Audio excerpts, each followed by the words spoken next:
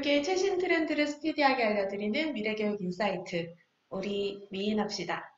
안녕하세요. 저는 교육공학계 차기세 염윤성입니다. 안녕하세요.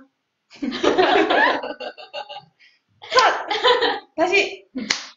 안녕하세요. 저는 교육계의 크리에이터 정진입니다. 네, 안녕하세요. 저는 교육공학계 핵인싸 임현진입니다. 안녕하세요. 저는 교육공학계 요정 김지영입니다. 반갑습니다. 저희 방송 제목 보고 들어오셨죠? 오, 방송 들으려고 불이 나게 귀가하셨대요. 감사합니다. 감사합니다. 저희 방송 제목 보고 들어오셨나요? 저희 오늘 배너에 방송 제목 띄워드렸었는데 저희 오늘의 제목은 미디어 리터러시고요. 저희 본격적으로 미디어 리터러시에 대해서 이야기하기 전에 간단한 근황 토크 한번 해볼까요? 이렇게 막 갑자기 잡고 잠시만요. 네. 불이나게 귀가하신 분 저희 언니입니다. 반갑습니다. 말씀 엄청 많이 들었어요. 네, 너무 대단하시다고. 네네. 네, 빨리 근황 토크 네. 시작하시죠. 저희가 소식이 있어서 하나 자랑하고 싶은 소식이 있어서 보여드리려고. 너무 예쁘지 않나요? 와우. 저희가 로고를 하나 만들었습니다. 그래서 자랑하려고 보여드려요. 너무 예쁘지 않나요? 저희는 일단은 너무 만족스럽고 참 만족스럽습니다. 우리님 안녕하세요. 안녕하세요. 안녕하세요. 비바1109님 반갑습니다. 저희 미래교육 인사이트 새로운 로고가 나와서 잠깐 자랑했고요. 근황 겸해서 말씀드렸고, 사실 오늘의 핵심적인 주제는 저희가 미디어 리터러시라고 하는 주제를 잡아봤어요. 윤진이님 반갑습니다. 윤진이 저희 연구실. 저희 그림 그려주신 네, 분이죠? 이 그림. 감사합니다. 네, 감사합니다. 언제 저희가 한번 그 그림도 네네. 네. 너무 반갑습니다. 인상적이었습니다. 네. 저희 오늘 미디어 리터러시에 대해서 이야기를 할 건데요. 저희가 요거를 한번 보여드릴까요, 먼저? 네. 미디어 리터러시에 대해서 얼만큼 알고 계신지 잘 모르겠어요. 처음 들어보신다라고 생각하실 수도 있고, 나 저런 얘기 들어봤는데? 이런 생각을 하실 수도 있는데, 저희가 미디어 리터러시라는 얘기를 본격적으로 들어가기 전에 2017년도에 이게 영국의 그 언론과 관련한 뭔가 일을 하는 회사인 것 같아요. 콜린스가 선정한 올해의 단어가 페이크 뉴스였다고 합니다. 한국말로 하면 뭐 가짜뉴스 이렇게 얘기해 볼 수 있겠죠? 근데 사실 우리나라 같은 경우도 요즘에 이 가짜뉴스 때문에 진짜 몸살을 앓고 있잖아요. 맞아요. 제가 어제 본 뉴스에서도 그 가짜뉴스에 대한 이야기를 다루고 있었어요. 최근에 뭐 정치에 대한 이야기이긴 네. 하지만 정치적으로 너무 가짜뉴스가 많아서 무엇이 진짜인지 선별하기 어려울 정도로 되게 급속도로 퍼지고 있고요. 그리고 제가 어제 본 뉴스에서는 거기에 되게 중요한 역할을 하는 게 유튜브라고 해요. 네. 그래서 그 유튜버들이 모두 다 그 핸드폰을 이렇게 들고 나와서 촬영하면서 가짜 정보를 전달하는 그 환경을 찍어가지고 보여주더라고요. 네. 지금 방송 보시고 계신 분들도 혹시 가짜뉴스를 보고 당해보신 적이 있었는지 잘 모르겠어요. 여러분들은 가짜뉴스에 당해보신 적 있나요? 저는 사실 가짜뉴스를 퍼뜨려 본 적도 있어요. 정말 속은 사람이죠. 가짜뉴스인지 모르고. 그러니까 일부러 알고 퍼뜨리진 않았고요.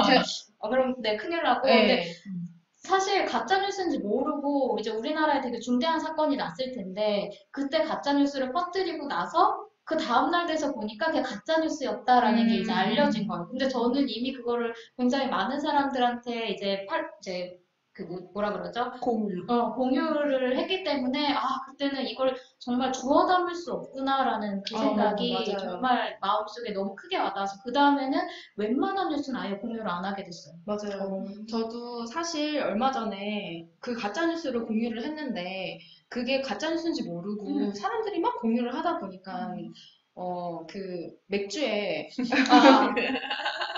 나쁜 성분이 들어있다, 제초된 성분이 굉장히 뭐 위험하다 이런 뉴스를 저희 내의 그 단톡방에서 공유를 했고 네. 굉장히 걱정을 했는데 그게 오늘 가짜 뉴스라고 얘기를 하셔가지고 네. 좀 놀랐습니다. 왜?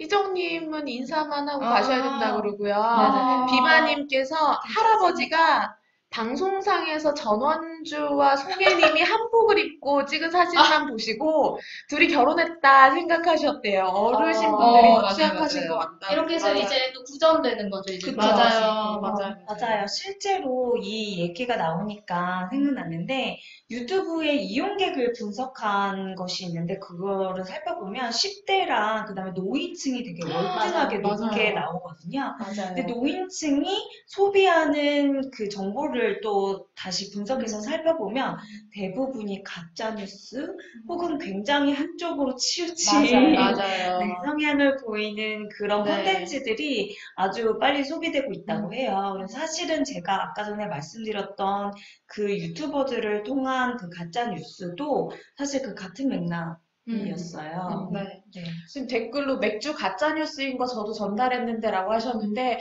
지금 몇 시간 전에 그게 진실이 아니라고 기사가 다시 났거든요. 한번 다시 살펴보시면 그래서 맥주 마음 편히 드셔도 될 것 같고요. 네네. 그리고 그 위에 어르신분들이 더 취약하신 것 같다라는 얘기도 해주셨는데 이게 오늘 저희가 다뤄야 되는 굉장히 핵심적인 부분이기도 한 것 같아요. 그러니까 이 미디어 리터러시라는 게 어느 한 연령대에서만 중요한 게 절대 아닌 거예요. 정말 모두가 가져야 할 미래 역량이라는 점이 바로 이 지금 짚어주신 부분인 것 같습니다. 네.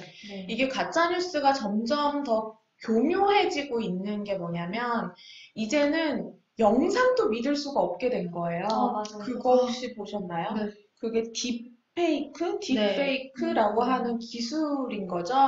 그거 보니까 가짜 오바마 영상을 만들더라고요. 그러니까 실제로 오바마가 이야기를 한 것이 아닌데 오바마의 얼굴에서 그 이야기가 나오는 영상인 거예요. 그거를 이제 가짜로 만들어낼 수 있는 기술력까지 되다 보니까 정말로 이게 뭘 믿어야 하는가, 내가 보고 있는 게 진실인가, 이런 문제가 더 심각해지고 있는 것 같습니다.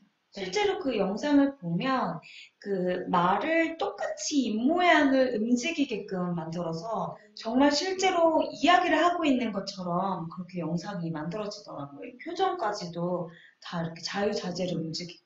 맞아요.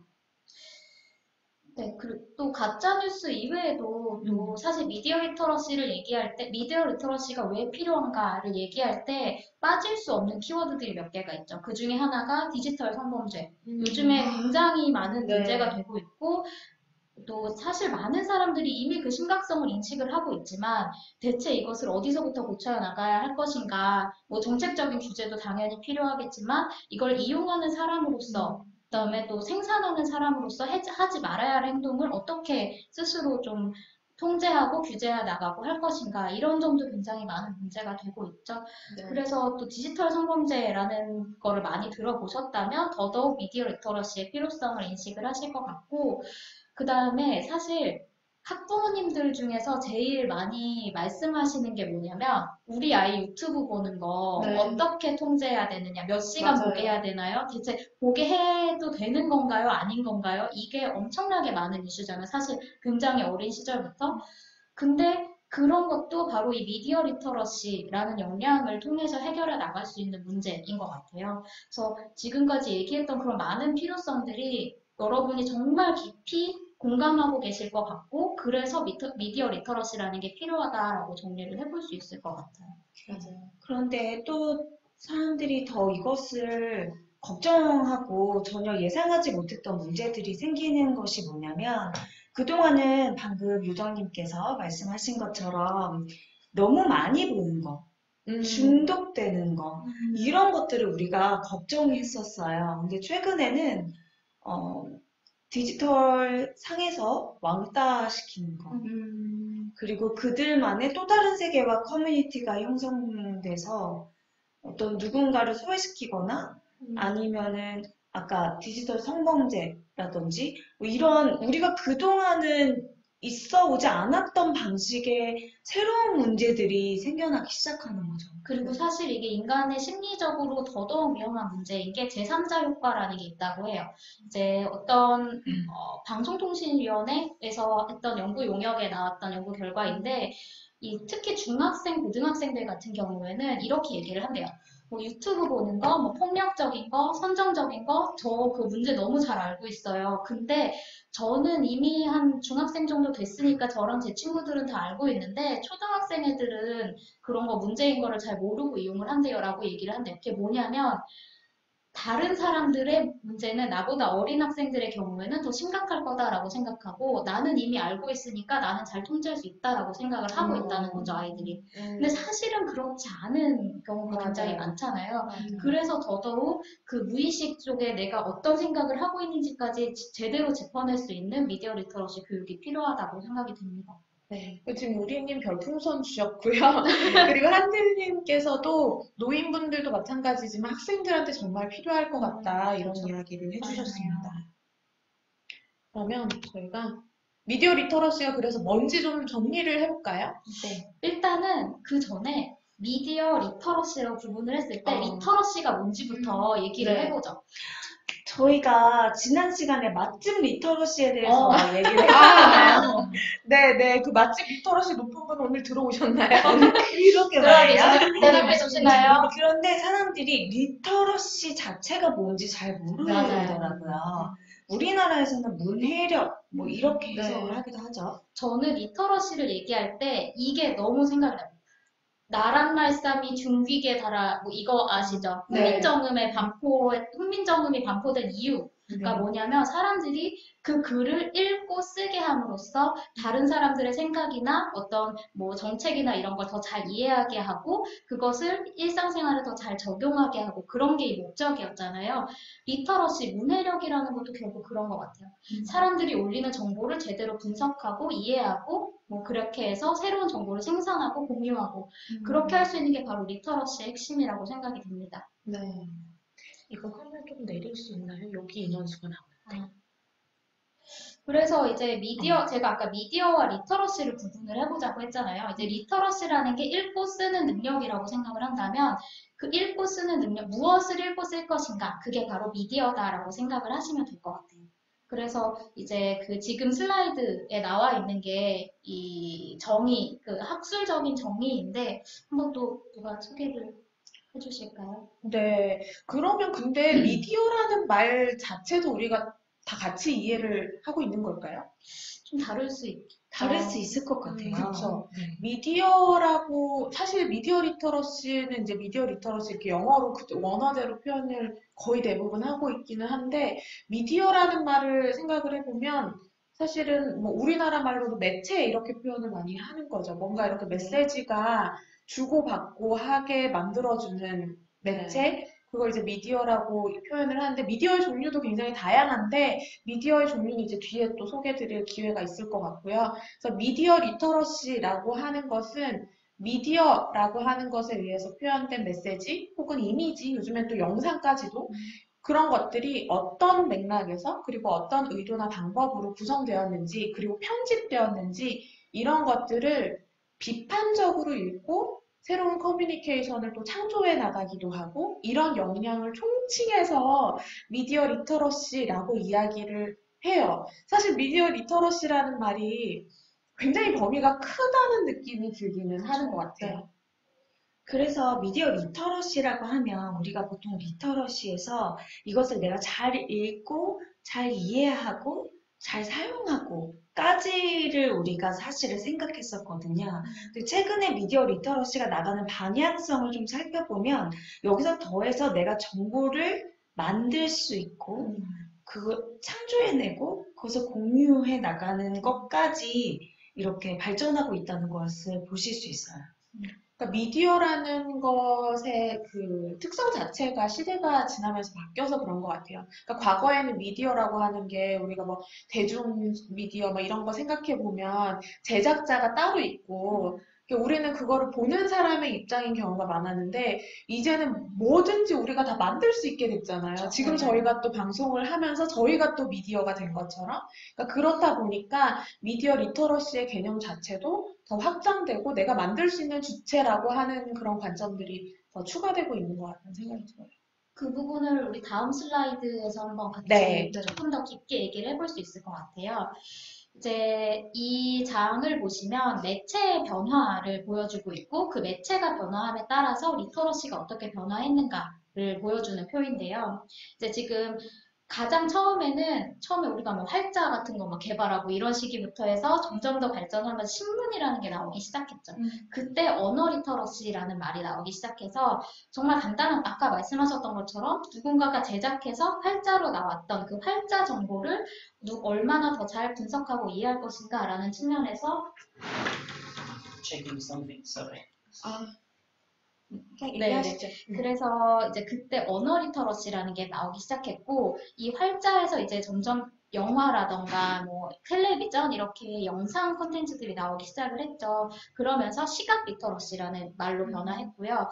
이제 그렇게 하면서 인터넷이 개발이 되기 시작하면서 컴퓨터 리터러시. 이거는 사실 컴퓨터를 통해서 어떻게 소통하고 이런 것까지도 사실 여기에 포함될 수 있는데 최근에는 디지털 리터러시, 그다음에 소셜 미디어 리터러시라는 말까지도 나오고 있어요.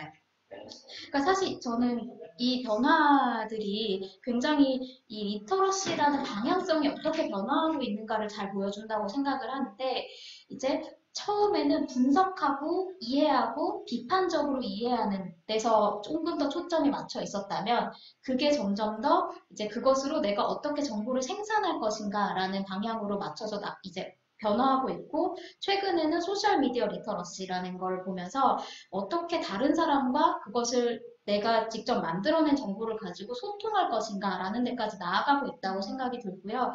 사실 그 위에 있는 것들은 연구 분야에서 조금 더 많이 사용이 되고 있는 언어들이고 그 밑에 멀티미디어 리터러시를 보시면 이제 그 인터넷에 리터러시를 검색했을 때 뉴스라던가 이런 데 많이 나오는 키워드들이요. 유튜브 리터러시, 게임 리터러시, 정보 리터러시, 데이터 리터러시 이렇게 굉장히 많은 분야들로 이제 리터러시가 점점 더 좀 관심을 많이 받고 있습니다. 그래서 한 가지 더 첨언을 네. 말이 오늘 너무 네, 길죠? 네. 깜빡했습니다. 네, 네. 제가 굉장히 관심이 많은 분야라서 그런데 정보 리터러시라던가 데이터 리터러시라는 거는 최근에 빅데이터에 대한 관심이 많이 이루어지면서 더더욱 관심을 받고 있는 리터러시예요. 굉장히 많은 정보를 어떻게 더 잘 가공하고 그것을 더 시각화하고 남들에게 더 잘 그 속에서 어떻게 깊은 의미를 뽑아내서 남들에게 전달할 것인가 라는 것까지 이제 정보 리터러시와 데이터 리터러시에서 최근에 다루고 있습니다.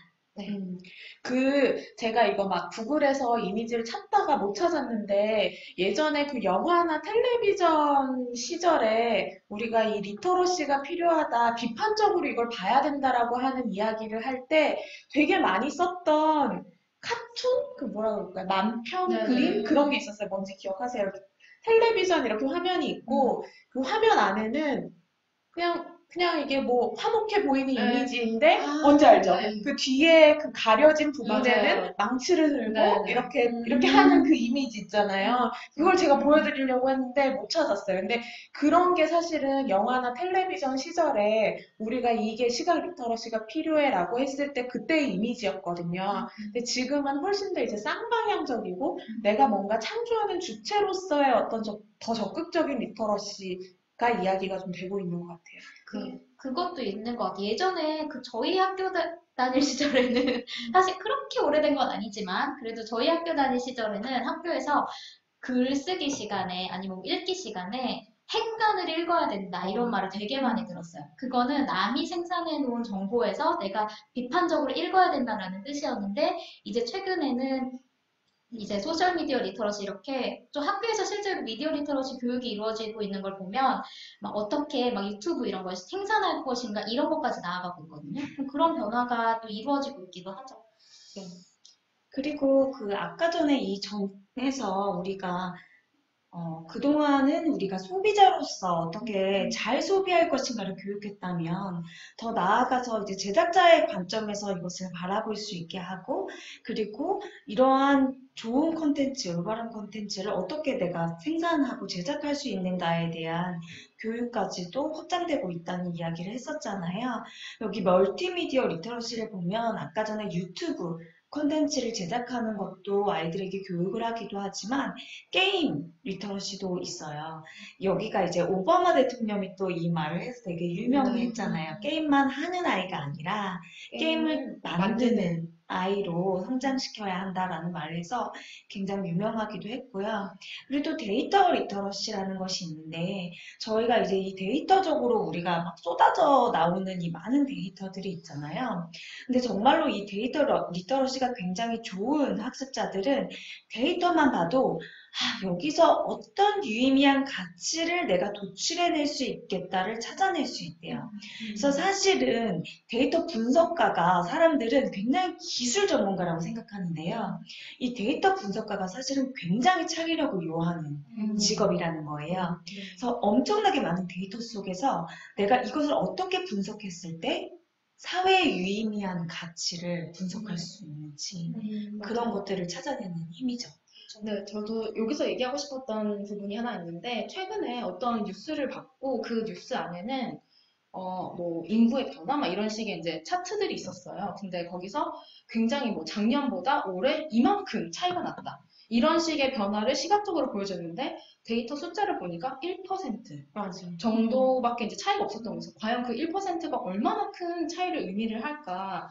별로 어떻게 보면 유의미하게 느껴지지 않을 수도 있는데 그걸 굉장히 큰 변화가 일어난 것처럼 얘기를 하면서 뭔가 문제가 있다. 이런 식으로 이제 해석을 했더라고요. 그러니까 사실 이게 생산자로서의 리터러시까지 가기 전에 지금 그렇게 담론이 네네. 흘러가고 있지만 우리가 비판적으로 보는 것도 잘하고 있나? 맞아요. 이런 생각을 저도 네. 하게 돼요. 말씀하신 거 보면은 사실 정치적으로 그런 거 되게 많이 맞아요. 활용하거든요. 그러니까 공중파 뉴스여도 마찬가지고요. 우리가 신뢰할 수 있다라고 생각하는 뉴스, 인터넷 뉴스 이런 데도 보시면 되게 그걸 정치적으로 되게 작은 걸 커 보이게 그래프를 그린다던가 이런 식의 현혹을 아직도 굉장히 많이 하고 있는 것 같더라고요. 맞습니다. 그래서 저는 대학 1학년 때 처음 그 내용을 그 국어와 작문이라는 수업 시간에서 뉴스 비판적으로 읽기라는 그런 맞아요. 교육을 이렇게 받았던 기억이 나요. 그때 처음으로 그 약간 신문사별로 정치적인 견해가 다르니까 똑같은 뉴스를 어떻게 다르게 표현을 하는구나라는 거를 깨달았었거든요. 근데 이제는 정말 그런 뉴스들이 뭔가 이렇게 신뢰로운 인터넷, 그런 뭐 언론사가 아니라 모든 사람들이 다 그런 뉴스를 만들 수가 있잖아요. 맞아요. 그러니까 이제 더 이런 영향들이 중요해지는 것 같아요. 맞아요. 저희 좀 오늘 너무 이렇게 진지해지면 안 되고 좀, 좀 가볍게 가야 될 것 같은데 지금 가짜뉴스 하니까 그 유튜브 얘기를 진짜 많이 하잖아요. 그리고 노인들도 이제 유튜브를 통해서 가짜뉴스를 굉장히 많이 접한다고 하는데 이런 목소리가 너무 예쁘다고 하셨습니다. 저희 엄마가요. 역시 감사합니다. 네. 네. 그 유튜브에 얼굴이 저희가 4명이 다 나오려면 이 정도 거리가 최선이에요. 아이고, 다음부터 이제 네. 성희님 앞에 나가셔서 이제 어머니를 자주 한 번씩 뵙으니까 나간다고. 네네네네. 네. 제가 그러면 개인 방송 한번 할게요. 그렇게 하고, 그 유튜브의 로직이, 그러니까 유튜브뿐만이 아니라, 맞아요. 리터러시를 설명하면서 나오는 이야기들이 미래 핵심 역량들이 많이 겹치는 것 같다고 하시면서 오늘 처음 왔다고 해주셔서 반갑습니다. 반갑습니다.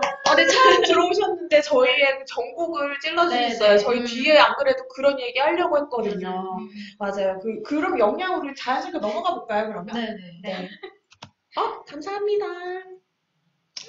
이거는 제가 사실 그 전에 에피라고 해야 될까? 에피 맞나요? 예전 지난 방송? 에피, 지난 방송. 네. 지난 에피에서 제가 살짝 언급한 적이 있어요. 이 DQ라는 곳에서 실제로 이 디지털 리터러시에 대한 프레임워크를 만들었는데 그게 이제 국제 프레임워크로 규정이 되었다. 뭐 이런 기사가 나와서 저희가 이걸 실제로 찾아봤고요.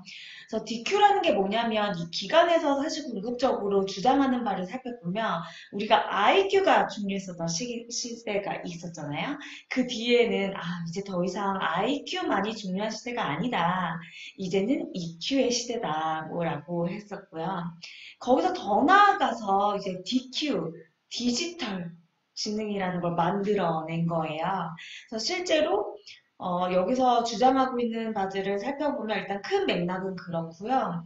디지털 리터러시, 디지털 세상에서 살아가기 위해서 어떤 디지털 소양을 가져야 하는지에 대해서 굉장히 큰 범위로 살펴보고 있어요. 맞아요. 네. 대전 시티즌님 좀 늦으셨네요. 또 별풍선 또 감사드리고요. 날고픈 키님께서 또 별풍선을 이렇게나 많이 네. 또 보내주셨네요. 넘쳐나고 있는 가짜뉴스의 피해자가 될 수도 있겠군요. 피해자가 그럼요. 사실 굉장히 맞아요. 줄어들고 있죠. 여기만 해도 지금 피해자가 2명이나 이렇게. 피해자이자 어떻게 보면 의도하지 않은 가해자가 되는 네. 거죠. 네. 그래서 정말 맞습니다. 그리고 이 DQ는 사실 지난번에 이제 지은님이 살짝 언급해 주시긴 했는데 이게 국제 표준으로 지금 지정이 됐는데 DQ를 만드신 분은 한국인이세요.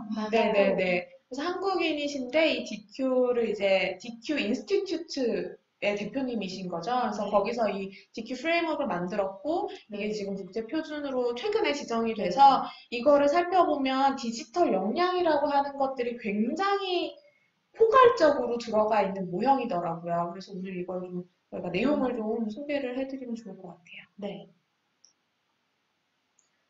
근데 이거를 이제 하나하나 보시면 저희 예전에 디지털 시티즌십에 대해서 얘기를 해본 적이 있었어요. 근데 그거랑 이제 혹시 들으셨던 분들은 비교를 해보시면 아시겠지만 막 디지털 시티즌십에 나왔던 게 막 리터러시에 나오기도 하고 리터러시에 나오는 게 막 시티즌십에 나오기도 하고 막 왔다 갔다 하는 게 있어요. 이제 그런 점을 좀 눈여겨보시면 더 재미있을 것 같은데요. 좀 하나하나 짚어볼까요? 네. 네. 이걸 다음 슬라이드로 보여드리는 게 네. 네. 일단 이게 기본적으로 크게 8개의 역량으로 되어 있고요. 8개 맞죠? 8개가 그리고 각각의 하나가 3개씩 이렇게 되어 있는 상황이거든요.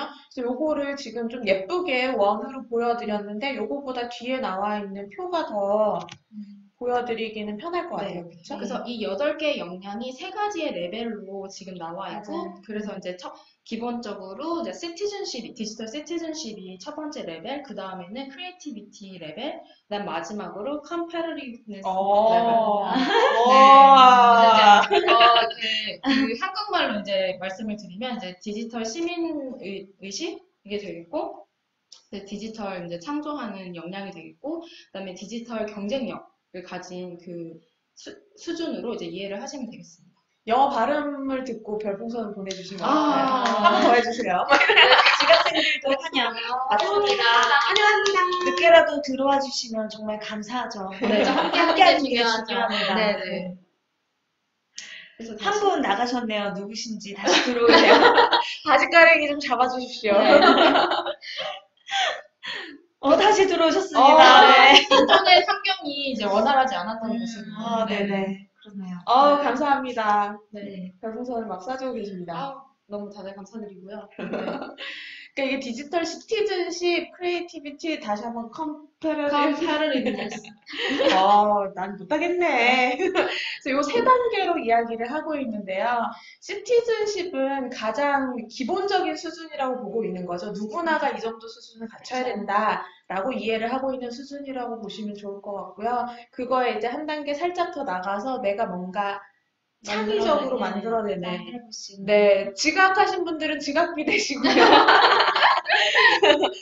좋습니다. 네. 그리고 그거보다 더 나가서 정말로 내가 경쟁력을 더 가지는 것, 이런 수준으로 지금 3가지 레벨로 나와 있고요. 그리고 8가지 도메인으로 해서 총 그래서 24가지의 역량이 나오죠. 정말 알차게 뽑으셨더라고요. 그래서 저는 DQ가 사실은 그전에 우리가 가지고 있었던 거에 대해서 조금 조금 더 한 발짝 나간 어떤 시야를 제공해 주는 것 네. 같아요. 사실 그 전에도 우리가 시티즌십, 소양, 그걸 읽고 늙는 거, 읽고 늙는다고요?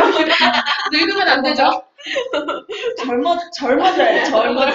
늙는 능력은 안 네, 갖고 읽고 있네요. 쓰는 거, 뭐 이런 것들이 중요했는데 더 나아가서 우리도 이런 거 만들 수 있어야 돼. 근데 여기서 더 나아가서 그래서 네가 만든 그것으로 경쟁력을 가져야 될까지가 나오잖아요. 그래서 맞아요. 사실은 이 DQ를 제가 쭉 보면서 느낀 거는 기존에 우리가 논의되고 있었고 사실 이 경쟁력 부분도 우리가 누구 아니야 할 사람은 없잖아요. 그런데 이걸 다시 한번 우리가 더 정리해주고 조금 더 한 발짝 더 나간 방향을 제공해주는 느낌이 많이 드는 것 같아요. 아, 잠깐. 근데 갑자기 혹시 궁금하시다면 우리가 왜 미디어 리터러시를 얘기하다가 갑자기 디지털로 넘어왔는지. 좋은 포인트입니다. 네. 그렇지 않나요? 저희 갑자기 넘어왔던 것 같은데. 네네네. 맞아요. 저희가 예전은 아니고요. 몇 분 전에 함께 봤던 리터러시의 변화를 보시면 거기에 디지털 리터러시라는 게 적혀 있어요. 여러 가지 언어 리터러시, 시각적 리터러시, 컴퓨터 리터러시, 이게 디지털로 넘어왔던 계기는 사실 뭐였냐면 디지털 테크놀로지 서로 상호작용할 수 있고 누구나가 이것을 디지털을 기반으로 뭔가를 만들어낼 수 있고 이랬던 디지털 기기들이 굉장히 많이 나오면서 이 미디어 리터러시라는 게 디지털 리터러시라는 이름으로 변화를 하기도 했었거든요. 그래서 최근에는 디지털 매체, 디지털 미디어가 굉장히 많은 주목을 받고 있기 때문에 디지털 리터러시라는 용어도 사용이 되고 있고 그런 의미에서 이 DQ, 또 디지털이라는 용어를 사용을 하고 있습니다. 그래서 여기 보시면 미디어라던가 인포메이션 리터러시라는 것도 이 안에 들어있어요. 그래서 어떤 경우에는 디지털이 더 크다라고 보기도 하고 어떤 경우에는 미디어가 디지털을 포괄한다라는 경우 보기도 하고 있는데 일단 저희가 최근에 국제 표준으로 정해진 이 DQ에서는 디지털을 굉장히 큰 범위로 보고 있다라고 한번 얘기를 하고 넘어가면 좋을 것 같습니다. 네. 산이소리님 반갑습니다. 16번째로 팬클럽이 되셨다고. 감사합니다. 네, 저희 열혈팬으로 등록되신 거군요. 켈리님도 오늘도 와주셔서 정말 감사합니다. 저희 나중에 공켈리님이 올려주셨던 네. 캘리그라피 캘리도 저희 거의 팬아트라고 할 수 있죠. 저희 그게 사실은 저희 팬 선물 1호였거든요. 네. 정말 잊을 수가 없어요. 정말 근데 본켈리님이 죄송한데 저 팬은 아니에요. 이렇게 그냥 해준 건데 팬이라고 나는 한 번도 생각해본 적이 없는데 이렇게 할 수는 없죠. 그럼 저희가 받은 선물 1호였거든요. 네네네. 그러면 저희가 팬할게요. 네. 괜찮네. 서로 팬하는 것으로. 아무튼.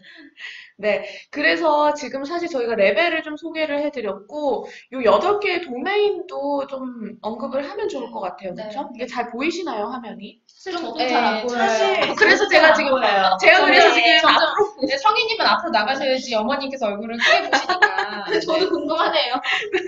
우리 다 나갑시다. 네네네. 8개의 영역을 지금 첫 번째로 디지털 아이덴티티라고 이제 나와 있어요. 정체성, 아이덴티티. 정체성.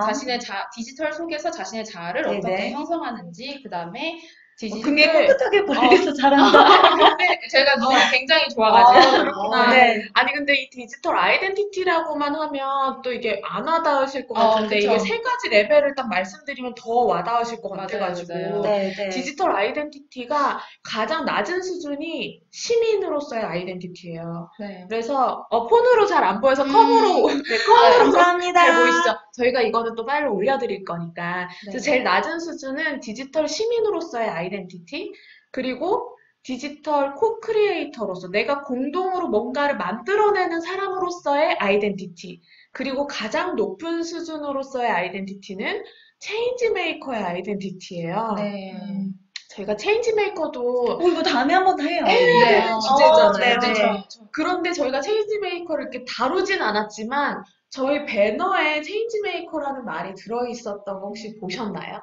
그러니까 저희의 지금 포스터라고 해야 되나요? 저희의 포스터에는 아예 4차 산업혁명 시대 체인지 메이커를 꿈꾸다 이렇게 저희를 소개를 하고 있거든요. 네. 그래서 저희가 디지털 정체성을 시민도 넘어서 크리에이터도 넘어서 저희는 체인지 메이커의 네. 정체성을 추구하고 있답니다. 네. 저희 모두가 다 체인지 메이커이고요. 네. 여러분들도 모두의 체인지 메이커. 그러니까 사실 정체성이라는 게 저는 정체성이라는 단어를 들으면 잘 안 와닿아요.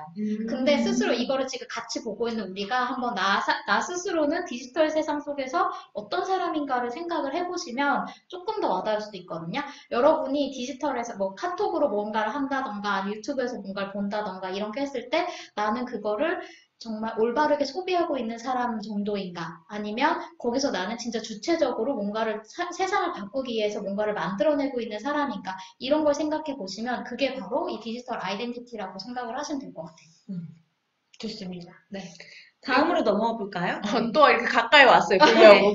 봐야 되니까. 근데 진짜 안 보이세요? 여기서는? 네. 저 지금도 안 구글에서 DQ 글로벌 스탠다드라고 검색하면 PDF 자료 다운됩니다. 맞습니다. 네. 저희가 그거를 받아서 봤고요. 네, 이런 적극적인, 이 정도면, 적극적인 아이덴티티를. 네, 훌륭하십니다. 소통의 아이덴티티. 네. 저희가 그리고 이거를 곧 이제 인스타나 페이스북에 올려드릴 텐데요. 그 밑에 보면 URL 저희가 적어놨어요. 출처를 다 네. 적어놨습니다. 이렇게 찾아보셔도 됩니다. 네. 디지털 유즈? 디지털 사용. 네. 다운받아서 보고 계시다고. 네. 네. 이런 능동적인 모습 너무 아름답습니다. 네. 원래 다운받아서 가지고 계신 것 같아요. 번역해주면 안 되나요? 라고 하시는데 이거 되게 길어요. 이거요. 제가 이거 어떤 분이 번역을 신청하셨대요. 그래서 네네. 제가 이거를 그 페북에다가 공유했더니 어떤 분이 본인이 이거 번역 신청했다고 오면은 공유해 주시겠다고 DQI예요? 하셨어요. 네.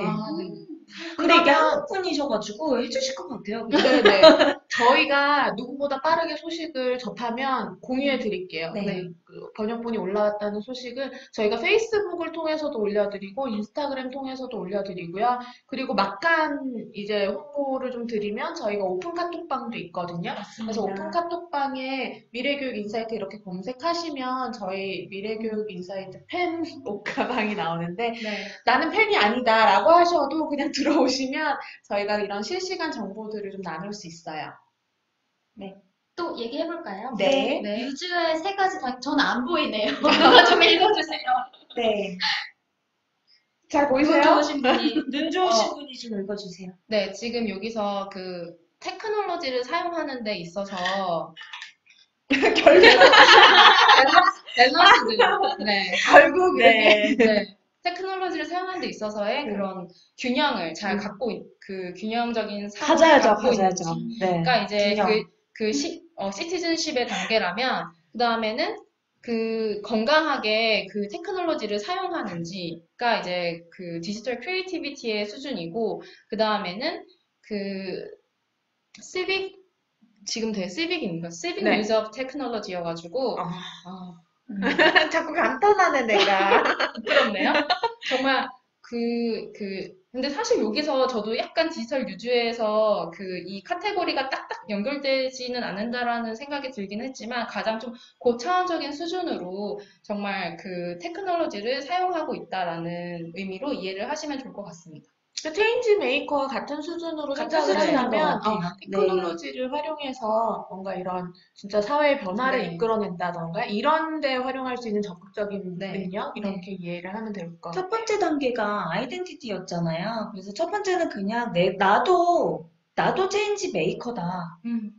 라는 의식을 갖는 단계인 것 같고, 실제로 유주에서는 그런 네. 어떤 행동이나 활동을 하는 거로 네. 나아가는 게 아닐까. 네. 근데 네, 이게- 그런 생각이 드네요. 이게 사실 체인지 메이커의 수준으로 가면은 되게 고차원적으로 가는 거긴 한데 네. 그 전에 시티즌십과 이 크리에이티비티 이 수준에서는 사실 조금은 단순한 걸 얘기를 하기는 해요. 그러니까 정말 내 건강에 해치지 않는 수준에서의 그러니까 뭐 예를 들어서 나의 뭐 첫 번째 수준은 나의 일을 해치지 않는 수준에서 나의 학업을 해치지 않는 수준에서 테크놀로지 사용하는지 그 다음에 이제 두 번째는 잠을 제대로 자면서 이제 이용하는지 이런 것들도 사실 여기서 얘기를 하거든요. 그래서 디지털을 사용하는 게 꼭 정신적인 것만 뭔가요?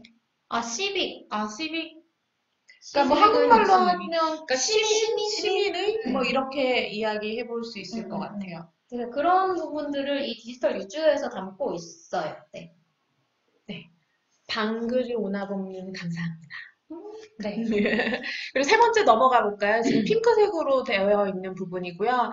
디지털 세이프티입니다. 이거 정말 중요하죠. 진짜 요즘에 중요하죠. 그러니까 이런 경각심이 없이 사실 우리가 그동안 디지털을 사용해 왔었잖아요. 근데 최근에 사실 페이스북 얘기를 우리가 여러 번 지금 했지만 페이스북도 사실 이러한 문제로 문제가 됐네요. 약간 정보 보안 이런 쪽에 좀 맞아요. 초점을 맞춰서 나의 개인정보가 이렇게 뭐 유출되지 않도록 잘 그 관리를 할 수 있고, 그리고 다른 사람의 개인정보도 침해하지 않도록 그런 균형적인 그런 활동 관리를 할 수 있는 역량을 말씀을 드리는 거고, 그 다음에 그러니까 그게 지금 세이프티와 시큐리티가 지금 네네네. 약간 좀 겹치는 맞아요. 부분이 있어서 네네네. 그렇게 말씀을 하신 것 같고요. 그러니까 시큐리티가 이제 주로 보안에 더 이제 포커스가 맞아요. 맞춰져 있다고 한다면, 세이프티는 정말 좀 진짜 안전을 하는 거죠. 그러니까 안전에 위협을 가하는 사실 온라인상의 그런 문제들도 많이 있잖아요. 그러니까 그런 것들로부터 자신을 보호하는 이제 그런 거에도 이야기를 하고 있다고 생각을 하시면 좋을 것 같아요. 약간 그런 거잖아. 폭력적이고 선정적인 그런 네. 정보에서 나를 스스로를 지킬 수 있는가? 이게 특히 아동 맞아요. 청소년의 경우에 굉장히 중요한 역량이죠. 어저께인가 그저께인가 기사가 뭐 하나 떴었어요. 저도 사실 게임이나 뭐 페이스북 페이지 이런 거 보면서 광고가 뜨잖아요.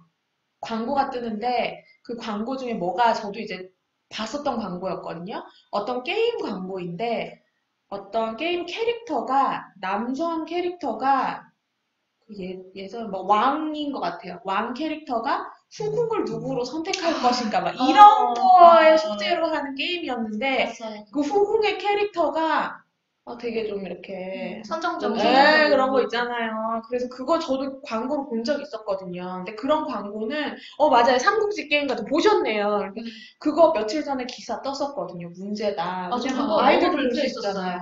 너무너무 네, 불쾌했던 근데 문제는 그런 것들이 나한테 좋은 부분이 아니고 유해한 것인데, 이걸 나는 유해하니까 그만 봐야지 라는 의사결정을 할 수 있는가.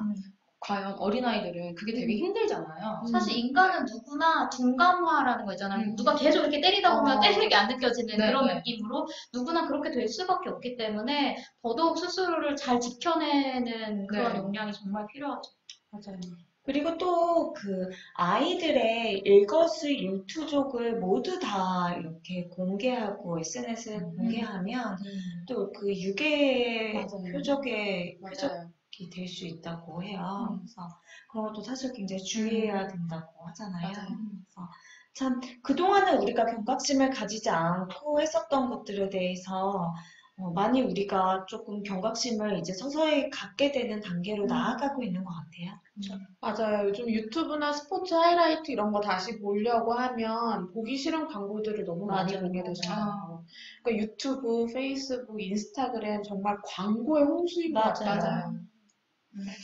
문제입니다. 저희 VOD도 시작할 때 광고 나오는데. 네, 이 광고도 되게 좀 유의미한 그런 좋은 광고들이 나오면 좋을 것 같아요. 네. 아무튼 네. 저희가 근데 시간이 생각보다 많이 지체돼가지고 또 넘어가 볼까요? 네, 후루룩 네. 이야기를 해볼까요? 저희 주황색 이야기 할 때가 됐죠? 네. 디지털 이모셔널 인텔리전스입니다. 정서지능이라는 게, 그러니까 사실 정서지능이라는 게 심리학에서 되게 중요한 연구 주제인데, 정서지능이 이렇게 몇 가지 단계를 나눌 수 있어요. 일단 이거 들어가기 전에 저 이거 네. 좀 모니터링 좀 합시다. 여러분. 디지털 세이프티, 시큐리티 정말 최근에 더 중요해진 부분인 것 같다고 공감의 의견을 주셨습니다. 네. 맞아요. 네, 이어가시죠. 네. 그래서 그 정서지능이라는 게 몇 가지 단계가 있는데, 나의 정서를 제대로 정확히 인식하고 있는가? 그게 문제라면 그것을 통제할 수 있는가? 그 다음에 내가 어떤 그러니까 통제라는 거는 부정적인 정서를 느꼈을 때 그걸 중단할 수 있는가와 굉장히 밀접한 관련이 있거든요. 그리고 중단하는 것에서 넘어서 그것을 좋은 기분으로 바꿀 수 있는가를 정서지능이라고 얘기를 해요. 이제 그런 부분이 디지털 세상에서 드러나는 건데, 여기서는 또 그 나의 기분뿐 아니라 남의 정서까지 이 디지털 세상에서는 다 인식하고 통제하고 또 조절해 나갈 수 있는 게 바로 중요한 역량이라는 게 이 부분에 반영이 되죠. 네. 그래서 지금 기본적으로 디지털 세상에서 타인과 공감할 수 있는 그런 정서지능을 잘 갖고 있는지, 그 다음에, 스스로를 나의 그 정서가 건강할 수 있도록 계속 잘 컨트롤할 수 있고, 나의 그런 정서를 잘 의식하고 있는지, 그 다음에 마지막으로는 그런 사람들과의 관계를 잘 건강하게 유지를 할 수 있는지가 이제 그 단계별로 나누어질 수 있는 것 같고요. 네, 다음이 디지털 디지털 커뮤니케이션. 네. 여기에 이제 첫 번째 단계가 풋프린트예요. 네. 한국말로는 발자국이라고 이야기할 수가 있겠죠. 네. 그래서 사실은 우리 이 얘기를 그 팟캐스트에서 하긴 했지만 우리 모두가 이 디지털에 남겨놓은 아주 많은 발자국들이 있잖아요. 아주 많은 흑역사들. 네. 혹시 싸이월드 다들 싸이월드 지금 구글에 자기 아이디 한번 검색해보세요. 네, 맞아요. 구글에 아이디 치면 그러니까 우리가 남겨놓은 그 발자국들이 다 남아있거든요. 네. 그러니까 인터넷 세상에 우리가 뭔가를 남긴다는 것은, 공감해 주셨어요. 싸이월드 남긴다는 거는 사실 영영 남게 돼요. 그래서 그런 것들을 남길 때 이게 영영 박제된다라고 하는 사실을 알고 액션을 취해야 되는데, 이제 그 부분에 있어서 사실 인식이 부족한 상태로 하면 안 되겠죠. 근데 너무 많아서 요즘에 돈 주고 그런 거 지워주는 업체들도 나오고 있잖아요. 네. 그렇게 되지 않도록 본인이 사실 처음부터 잘 관리를 하면 더 좋은 거죠. 그래서 아이디, 비밀번호, 그 다음에 전화번호, 막 이런 것들을 다 돌아가면서 검색을 해보면 그 사람이 주로 어떤 댓글을 남겼는지, 어떤 게시글을 올렸는지, 중고나라에서 뭐 팔았는지 알죠? 못 팔는지까지 정말 다 나온다 그래요. 맞아요. 그래서 너무 본인의 개인정보랑 밀접하게 그런 아이디를 만들지 말도록 이제 권고도 나오고, 그리고 자주 바꿀 수 있도록, 그리고 정기적으로 자신의 그 데이터를 검색을 해보면서 좀 이렇게 관리할 수 있도록 하는 것들이 권장이 되더라고요. 네. 그래서 저희가 쑥쑥 넘어가 봅시다. 네.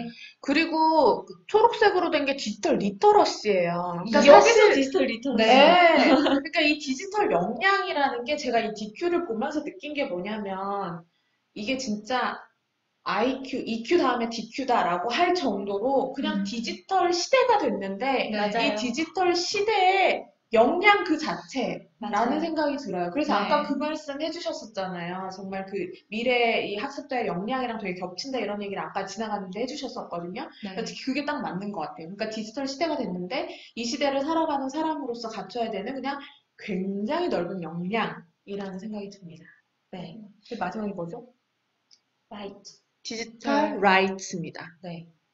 디지털 권리라고 이제 한국말로는 표현을 할 수가 있겠고, 그래서 아까 얘기 좀 나왔던 거랑 겹치는데 그런 자신의 개인정보가 침해되지 않도록 이제 잘 관리하는 것에서부터, 그리고 그런 권리를 보호하고 관리하는 데에 자신이 능동적으로 참여하는 것까지 이제 수준을 나눌 수 있고요. 그다음에 사실 그 디지털 라이츠에는 카피라이트에 대한 것도 네, 포함이 맞아요. 되어 있어요. 나의 저작권, 내가 만든 거를 저작권을 지킬 수 있는가, 남의 저작권을 내가 침해하지 지킬 수 않을 수 있는가, 네, 그런 것들도 여기 포함되는 중요 역량이죠. 네. 그리고 여기 중요한 되게 꿀팁을 하나 네. 올려주셨는데 파워 오브 트레저라는 게임이 처음 있대요. 들어봤어요. 저도. 개인정보 보호라는 보호하는 보호법을 법을 배울 수 있는 그렇구나. 게임이 있다고. 혹시 해보셨어요? 이거 재밌어요? 궁금하네. 네. 저희 오늘 집에 오늘 가면서 다 해보겠습니다. 해봐야 되겠네요. 네. 앱이에요? 앱? 네, 답변 올려주시면. 약간 시차가 있어요. 네. 차이가 있어서 저희 그러면 시간이 저희가 10분 남았으니까 뒤에 준비한 걸 좀 보여드릴게요. 네. 일단 그 미디어 리터러시가 필요하다, 중요하다는 생각은 우리나라 교육부에서도 하고 있죠. 그래서 2015 개정 교육과정에서도 그것과 관련된 역량들이 표현이 되고 있습니다. 그 개정 교육 과정에 저희가 예전에 한번 다뤘던 적이 있는데 그 소프트웨어 사고라는 게 이 중요한 역량으로 포함이 되면서 그게 교육 과정에 반영이 되고 있어요. 근데 그 소프트웨어 사고가 이제 지금 교육? 소프트웨어 교육, 네, 교육. 교육. 그것으로 이제 중요한 역량들로 지금 보시는 크게 세 가지를 나누고 있거든요. 정보 문화 소양, 컴퓨팅 사고력, 협력적 문제 해결력. 그러니까 여기에 디지털 리터러시, 미디어 리터러시라는 단어가 정확히 드러나지는 않아요. 근데 지금 그 밑에 있는 키워드들을 보시면 윤리, 보호, 기술 활용. 여기서 저희가 앞에서 다루지 못했던 것 중에 하나가 그 미디어 리터러시에 되게 중요한 게 ICT, 그러니까 인터넷, 제 시간이 짧아가지고 점점 마음이 급해지는데 테크놀로지를 실제로 잘 활용할 수 있는 능력도 포함이 되거든요. 그래서 활용, 그 다음에 오른쪽에 보면 같이 공유와 협업, 의사소통 이런 게 포함이 되어 있어서 디지털 리터러시, 미디어 리터러시가 바로 이 교육 과정에 굉장히 잘 녹아있다라고 생각을 하시면 될 것 같습니다. 네. 정보를 이용할 줄 아는 능력을 길러야겠군요. 이렇게 해주셨는데, 그렇죠. 맞아요. 진짜로 정보를 이제는 그냥 단순히 소비하는 게 아니라 실제로 이 정보를 이용할 줄 아는 능력까지도 네. 키워야 하는 거죠. 또 다음 슬라이드 한번.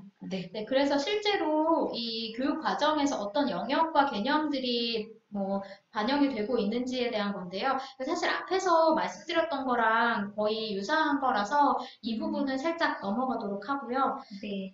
저희 조금 이거까지 말씀드릴게요. 네, 그래서 결국에 미디어 리터러시라는 걸 어떻게 교육을 하고 있는가라는 게 결국 궁금하실 것 같아요. 그래서 근데 이제 지금까지의 교육이 크게 두 가지로 나눠지고 있다고 합니다. 그래서 미디어에 대한 교육, 여러분 그 학교 다니실 때 생각을 해보면 신문을 어떻게 비판적으로 읽어야 되는지 이런 거 분석해 보셨던 거 있었을 거예요. 그게 바로 미디어에 대한 교육의 대표적인 사례라고 할 수가 있고요.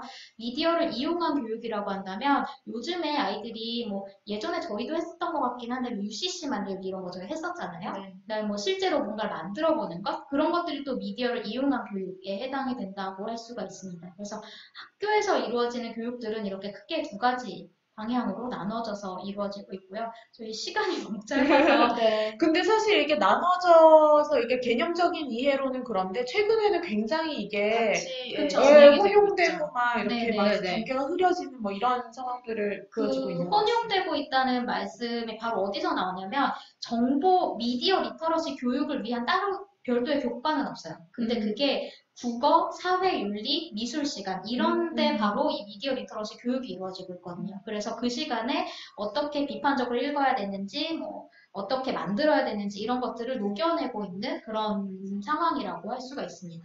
네. 지금 저 그 말에 굉장히 공감하는데요. 사실 저도 이 책을 읽었는데, 저도 이 책을 읽으면서 제가 든 생각은 빨리 해야 되겠네요. 이 미디어를 테크놀로지로 한번 바꿔보고 싶은 거예요. 그러면 사실 조금 더 명확하게 이걸 볼 수 있는데요. 테크놀로지에 대한 교육은 예를 들어서 VR, AR이라면 VR, AR이라는 게 뭔데, 그게 무슨 기술인데, 이 기술이 어떻게 구현되는 건데, 이런 거에 대한 교육인 거예요. 그런데 만약에 내가 사회교과를 하거나 해서 막 필드 트립을 해외로 나가는데 거기서 AR, VR을 이용했어요. 그러면 이것이 바로 미디어를 이용한 교육인 거예요. 그래서 약간 테크놀로지로 바꿔보면 좀 더 명확하겠다라는 생각이 들더라고요. 네, 아까 그 말씀하신 게임 컴퓨터로 할 수 있다고 하셨고요. 타워 오브 트레저라고 이렇게 네. 검색하면 할 수 있대요. 네. 단순해서 어른들이 하면 재미는 없다고 하는데 전 단순한 거 좋아하니까 오늘 해보도록 하겠습니다. 네. 가는 길에는 못하겠네요. 네. 저희 검색해보고. 네. 마지막까지도 이렇게 별풍선을 많이 써주셔서 감사합니다. 감사드리고요. 네. 저희 마지막으로 사실 좀 이런 실질적인 팁, 그리고 이게 교육자들뿐만 아니라 그냥 집에서 자녀 교육을 하실 때도 이 미디어 리터러시 그럼 어떻게 해야 되지라고 하는 게 좀 궁금하실 것 같아서 저희가 이런 자료를 발견을 해서 좀 소개를 해드리려고 하거든요. 그러니까 학부모를 위한 미디어 리터러시 실천 가이드고요. 이게 크게 4가지 영역으로 지금 제한이 되고 있어요. 그래서 미디어를 이해하는 수준, 미디어를 이용하는 수준, 미디어를 소비하고, 그리고 마지막으로 미디어를 생산하는 수준까지. 그래서 자녀 교육 미디어에 대해서 정말 심각하게 필요하다고 네. 공감하셨는데 맞아요. 10가지 지침을 저희가 좀 소개를 네. 드려볼까요? 네. 일단 미디어라고 하는 것의 의미, 그리고 우리가 접하는 다양한 미디어의 특징, 이런 것들을 조금 이해할 수 있게 도와주면 좋겠다라고 하는 게 이제 첫 번째와 네. 두 번째예요. 네. 우리가 미디어의 특징에 따라서 우리가 이 미디어를 이해할 때 좀 달라지는 부분이 있거든요. 예를 들어서 뭐 광고라고 한다면 이거는 물건을 판매하기 위한 메시지를 주는 거기 때문에 그런 것들을 이해할 수 있어야지만 그 다음 단계로도 우리가 이야기가 진행이 될 수 있는 거거든요. 학부모 아니라도 유용할 것 같다고 하셨는데, 저도 이거 쭉 보니까 교사들한테도 정말 유용할 것 같고, 네. 그냥 일반 그 대중들한테도 되게 유용한 팁일 것 같아요. 미디어에 맞아요. 대해서 다시 한번 생각해 볼 수 있게 하는 것 그리고 같아요. 지금 참고문헌 보시면 한국언론진흥재단이라고 나와 있는데 여기 들어가시면 학부모뿐만 아니라 뭐 교사, 뭐 학생을 위한 시니어, 실천, 뭐 네, 이렇게 그런 게 다 다 나와 맞아요. 있으니까 한번 찾아보시면 더 좋을 것 같아요. 우리님은 유튜브 지우셨대요. 대단하시네요. 아, 다행히 아프리카 TV는 안 지우셔가지고 들어오셨네요.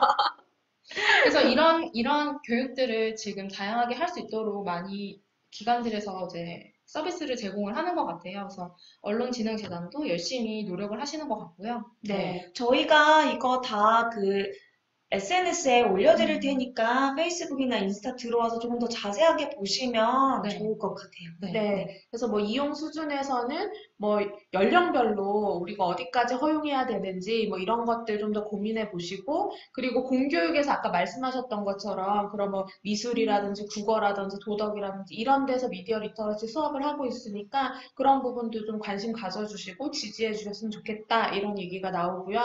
그리고 우리가 미디어라고 하는 것이 우리가 나쁘게 이용하면 정말 나쁘게 이용될 수도 있지만 사실은 미디어의 순기능도 굉장히 많잖아요. 그래서 미디어의 순기능과 역기능 이런 것들을 정확하게 서로 생각해 볼 수 있는 기회를 가지면 좋겠다.